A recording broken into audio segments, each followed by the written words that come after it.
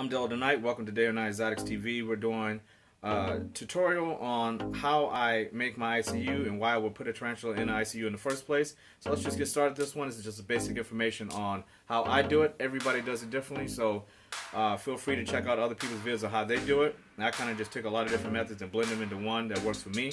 So let's get into this one. This is how to set up an I.C.U. for a tarantula.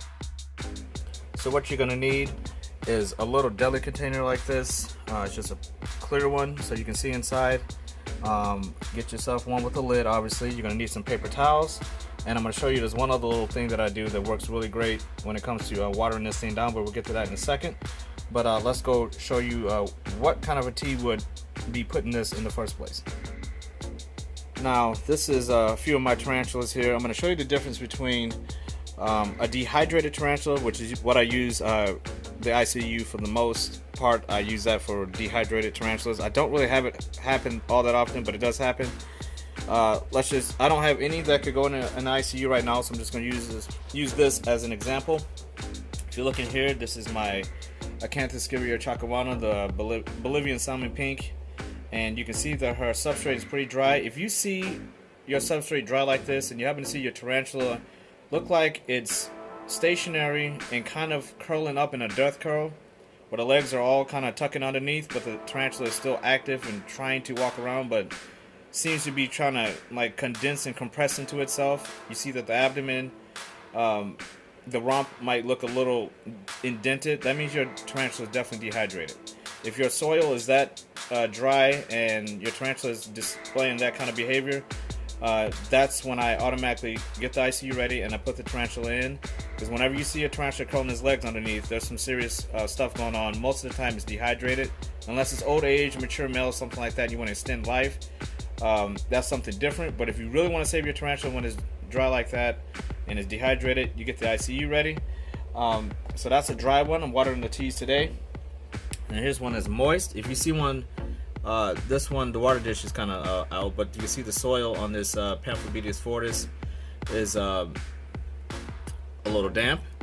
And if you see that soil is damp and you know that the humidity is right and the water is all good and your tarantula is still doing that, you still put it in I.C.U. So anytime you see a tarantula curl its legs underneath, almost like in a death curl, but it's still active, you definitely want to put in I.C.U. because that's not normal behavior. Most tarantulas do not curl up in a death curl unless there's something going on. So let's say for instance your tarantula is dehydrated, or you just find some other reason why you think you should put in an I.C.U. The steps that you take are very simple. First, you take the deli container and you put paper towels inside. Once the paper towel is inside, if you have a lid that doesn't have holes in it, that's preferable. I always pick a container out that has not already been tampered with, because you don't want too much ventilation. The whole point is to rehydrate your tarantula, so you don't want too many holes poked in here. You want just enough for it to breathe, and that's it. So what I'm going to do is take this lid, stick it on top of here. This thing works wonders. I'm sure everybody knows what this is. And I just take it and I make myself a few holes. So I went with 4 holes on this one. You can do 1 hole, depends on how big the holes are. This to me is fine, because there's another trick I'm going to show you here. If you happen to make too many, you're in a hurry, you don't want to find another lid, or you don't have one, don't freak out about that. There's another step you can take to make sure that that ventilation is still good. So you want to take that off here, and I'll always go ahead and give yourself a little bit of water in here. Wet it just a little bit. You don't want it soaking wet, you just want it damp. So you just put a couple in there. The best way to do it is maybe to spray it, but I got another step coming here I'm going to show you. So once you get it damp, I put something else in here. I'm going to show you what it is. Once it's damp, I go ahead and stick in real forest moss. And what that does is, if that paper towel dries out, this actually will keep it a little bit more moist for you.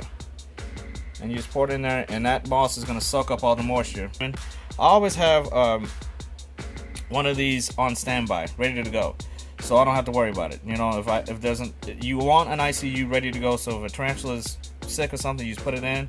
I make one up about a couple of these maybe once a month. I rarely use them because I try to keep my tarantulas good, but you never know. you definitely want one kept up and ready to go so you don't have to go through all these steps. But this is the stuff that I take when I'm not in a hurry. If I'm in a hurry, I put the paper towel in there, spray it real good, and I'm out. But for this instance, I'm just kind of showing you a fast version of it just so you can get the idea. So usually when I do it like this, now that it's all soaking wet, I'll go ahead and add another couple paper towels. I'll show you what I mean. Alright, so I went ahead and just added a little bit more paper towel. And depending on the size of your tea, you might need a bigger container. Obviously, this would be great for like a tarantula that's 3 to 4 inches long. Maybe 5 inches be pushing it. But you want a tight space. You want them to absorb all of that moisture in there.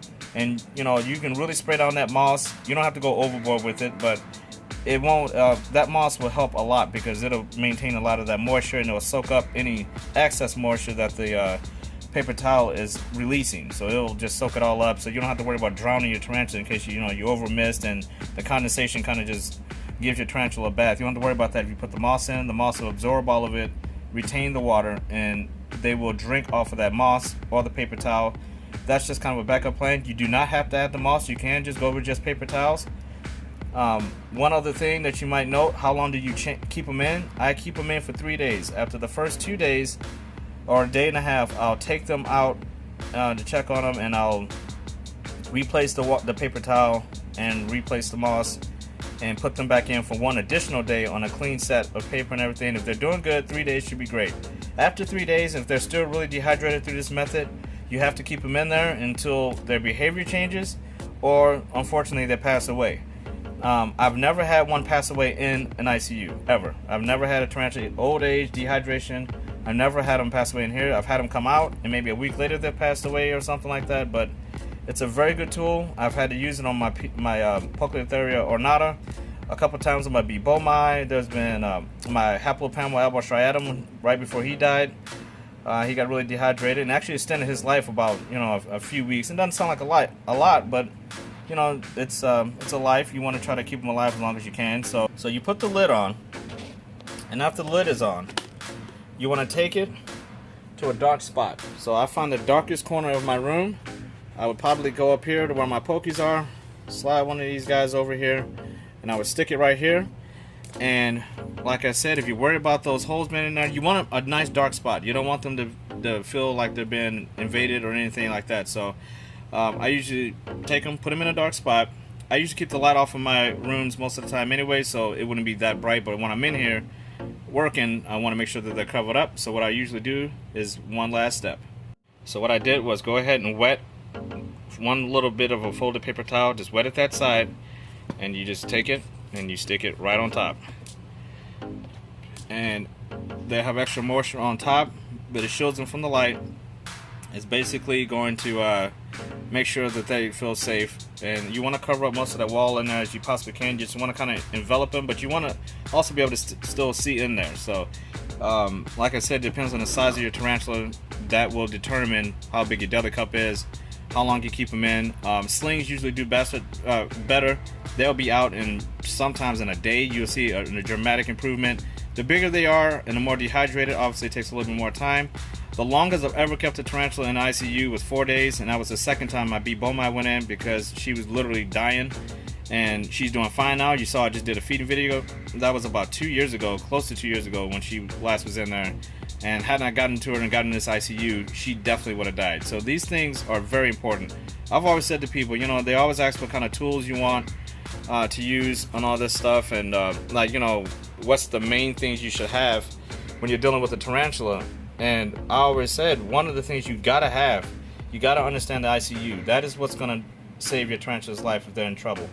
Nothing else will. I mean, you can't always just take them to a vet. They're not dogs or cats. You're responsible. So understanding the I.C.U. and understanding why and when you should use it. If you even have the suspicion, even for a split second, that your tarantula is dehydrated or there's something medically wrong with it, most of the time they suffer from dehydration. But if you even have a thought, if you have to even double check in your mind, if you look at a tarantula and something's not right, don't risk it. Just put them in. It's not going to hurt them. I mean, it never hurts to put a tarantula you're in doubt about in one of these. I've done it plenty of times, and even if I'm on the fence about it, I just put them in here. It doesn't hurt them at all. If they get better, you're fine. I mean, if there's nothing wrong and they're just kind of having a weird day, that's fine, you know. But don't ever just walk past them and think nothing's wrong, you know. I mean, if you have a suspicion, just go ahead and put them in here. That's why I said always have one of these ready to go. That way you don't have to worry about it. You get the tea, put them in there, you're done. And make sure you monitor them, and don't keep them on the paper towels too long. Change it out every day and a half if you're gonna go over 3 days.